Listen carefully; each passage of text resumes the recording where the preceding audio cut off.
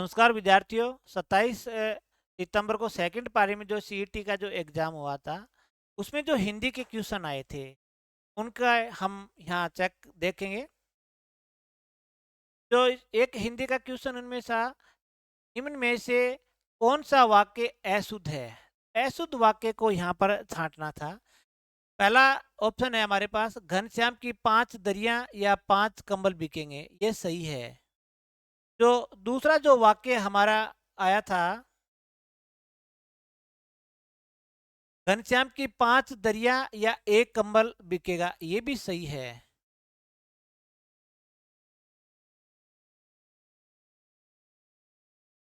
तीसरा जो ऑप्शन है, घनश्याम की 5 दरिया या 1 कंबल बिकेंगे, ये जो ऑप्शन है ये गलत है। ऑप्शन गलत होने का कारण है, यहाँ पर एक वचन है और क्रिया क्या है, बहुवचन में प्रयुक्त होगी। क्रिया भी यहाँ पर एक ही वचन में आनी चाहिए, बल्कि क्रिया इसमें इसमें प्रयुक्त हुई है बहुवचन में। तो ये ऑप्शन है इसका गलत माना गया है। तो हमारा ऑप्शन है कौन सा सही है, 3 नंबर ऑप्शन सही रहेगा। इसके बाद बात करें दूसरा, यहाँ पर एक साइड में मुहावरे दिए गए हैं और दूसरी साइड में उसके अर्थ दिए गए हैं। आपको मुहावरों का अर्थ मिलाना है। कि पहला जो दे रखा है कि कलम तोड़ना, इसका अर्थ होता है कि बढ़िया दिखना। खेत रहना या आना, इसका अर्थ होता है कि वीर गति पाना। चांद पर थूकने का अर्थ होता है, मुहावरे का अर्थ है कि सम्माननीय कोई व्यक्ति है उनका अनादर करना, कि वैसे असंभव कार्य होता है चांद पर थूकना। कलेजा ठंडा होना, इसका अर्थ है कि कलेजे में ठंड पड़ गई, इसका अर्थ है संतोष होना। तो इस प्रकार से अगर आपने इनका मिलान किया है तो आपका क्वेश्चन है वो सही रहेगा। के बाद अगर बात करते हैं, चाल जो शब्द है वो किस संज्ञा का उदाहरण है या किस संज्ञा का उदाहरण है। तो चाल शब्द है वो भाववाचक है। चाल जो शब्द है वो कौन सी संज्ञा है, वो है भाववाचक संज्ञा। तो 1 नंबर ऑप्शन हमारा इसका सही रहेगा, चाल।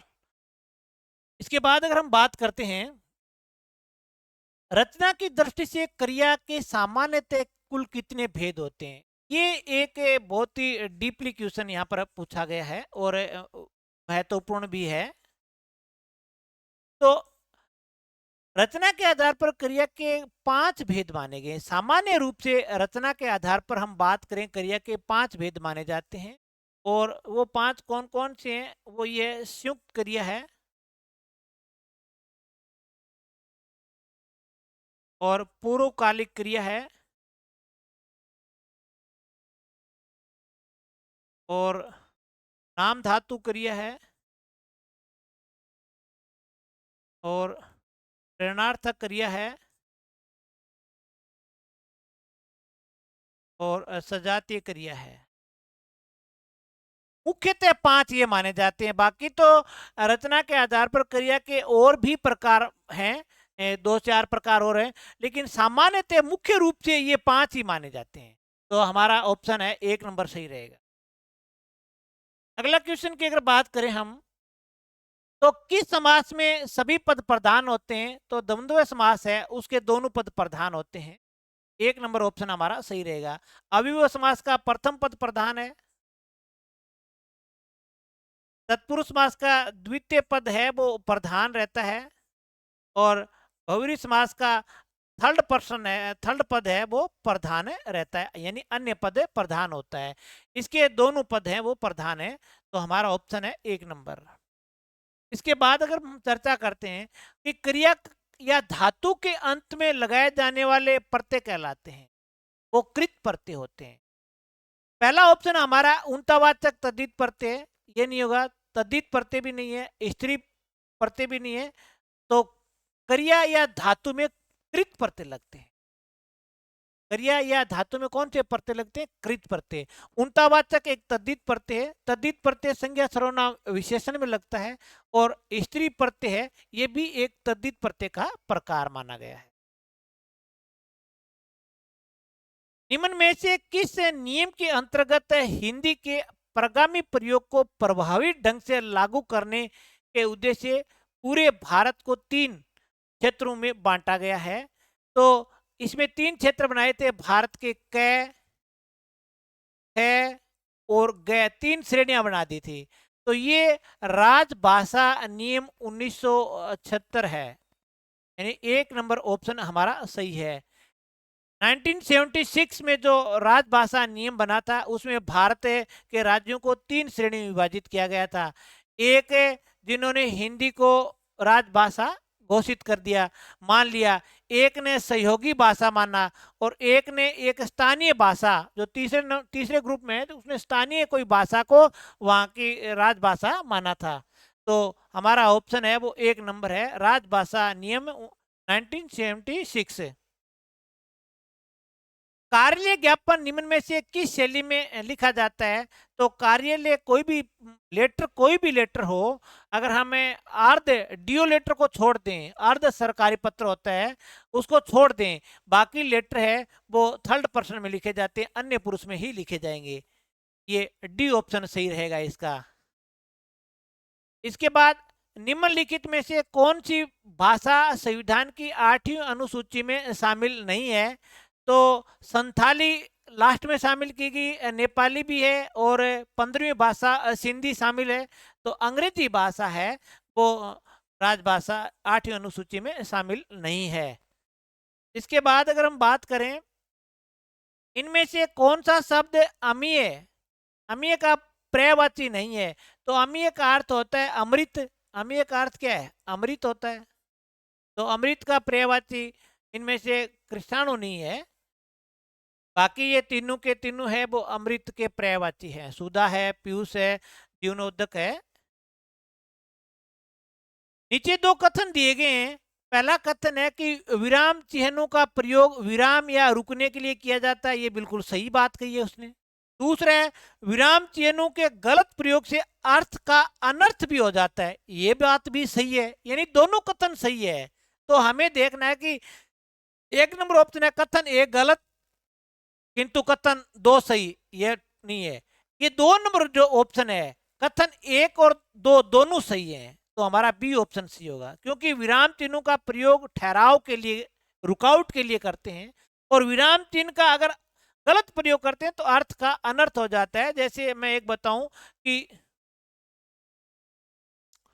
रोको मत जाने दो। अब मैंने यहाँ रोको मत जाने दो शब्द है, यहां पर मैंने अल्प विराम का प्रयोग कर दिया, रोको मत जाने दो। इसका अर्थ क्या है? रोको मत जाने दो। अब इसी शब्द को मैं जैसे रोको मत जाने दो, अब इसी शब्द को मैंने यहां विराम चिन्ह का प्रयोग कर दिया, रोको मत जाने दो, कि इसको रोक लो, जाने मत दो, तो गलत प्रयोग करने से अर्थ का अनर्थ हो जाता है। तो ये दोनों ही कथन सही हैं।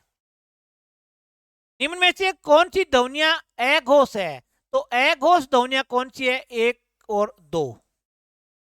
1 और 2 है, तो यहां पर ये 2 नंबर ध्वनि है, ये 1 नंबर ध्वनि है और ये 1 नंबर ध्वनि है। तो ऑप्शन क्या रहेगा? ए सी ई में जो है वो अघोष है, और जय और न ये घोष ध्वनियां है। तो ए सी ई ऑप्शन सही रहेगा। डेपुटेशन शब्द है, पहले पारी में जो एग्जाम हुआ था उसी में भी आया था, तो इसका अर्थ है प्रतिनियुक्ति। इसका अर्थ क्या है? प्रतिनियुक्ति है। रिपीट हुआ क्वेश्चन, निम्नलिखित में से आजीविका का शुद्ध रूप लिखना है। तो ये जो शब्द है आजीविका, ये है आ प्लस जीव प्लस इक्का, इससे बना है। तो अब इसको जोड़ दो आप, आ जीव ई की मात्रा लगा दो, तो ये शब्द ये है आजीविका। तो आजीविका है वो डी ऑप्शन में सही है हमारा उत्तर। जब एक ही स्वर के ह्रस्व या दीर्घ रूप साथ साथ आए तो दोनों स्वरों के स्थान पर कौन सा स्वर हो जाता है? जब ह्रस्व हो और चाहे दीर्घ हो एक साथ आते हैं तो फिर बड़े की चलती है, दीर्घ हो जाता है। डी ऑप्शन हमारा सही रहेगा। इसके बाद अगर हम बात करें निम्नलिखित में से पित्रादेश शब्द का सही संधि विच्छेद है, तो ये यण संधि का उदाहरण है और पितृ प्लस आदेश होगा इसका। तो ऑप्शन कौन सा सही है? डी ऑप्शन हमारा सही है। ये थे 17 क्वेश्चन आए थे सेकंड जो पारी में पेपर था हिंदी का, उन 17 को हमने देखा है। आप को ये क्लास कैसी लगी कमेंट में जरूर बताना। अगर कोई सुझाव हो तो वो भी आप कमेंट करके बता सकते हैं। आगे जो 28 तारीख को जो एग्जाम होंगे सीईटी के, उनके भी आपको हिंदी के जो क्वेश्चन हैं उनके हल आपको मिल जाएंगे। तब तक के लिए जय हिंद, जय भारत।